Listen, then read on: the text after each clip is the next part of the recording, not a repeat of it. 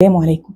في يوم من الأيام السيدة عائشة رضي الله عنها سألت النبي صلى الله عليه وسلم، قالت له: يا رسول الله، نرى الجهاد أفضل الأعمال، أفلا نجاهد؟ فأجابها النبي صلى الله عليه وسلم قال لها: لا، ولكن أفضل الجهاد حج مبرور.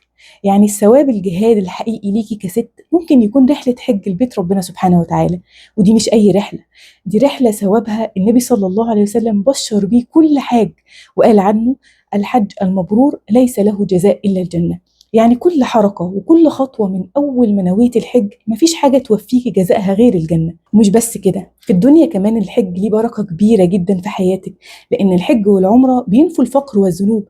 يعني مش بس الحاج بيرجع كيوم ولدته أمه من غير ولا ذنب، لا ده كمان معاه وعد بنفي الفقر، ونفي الفقر ده معناه إن ربنا سبحانه وتعالى يفتح عليكي من أبواب الرزق من حيث لا تحتسبي.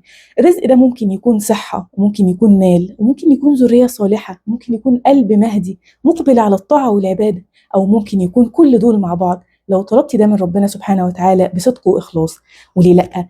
والنبي صلى الله عليه وسلم قال عن الحجاج والمعتمرين: وفد الله دعاهم فأجابوه وسألوه فأعطاهم. يعني ببساطة الحج ده ممكن يغير مجرى حياتك حرفيا لو صدقتي النية لله وتحريتي الصحبة الصالحة اللي تعينك وتاخد بإيدك في رحلتك، مش بس عشان تحسي روحانيتها، لكن كمان عشان تكون كل خطواتك على هدي النبي، وترجعي منها بعهد جديد مع ربنا وحياة مليانة بركة. ولو حبيتي ممكن نكون صحبة طيبة في الرحلة دي مع بعض، نشجع بعض ونساعد بعض على الطاعة ونعيش مع بعض أحلى تجربة روحانية. الله يجعلني وإياكم من حجيج هذا العام وكل عام بحوله وقوته، ويجعلنا فيه من الموفقين المسددين لما يحب ويرضى يا رب العالمين.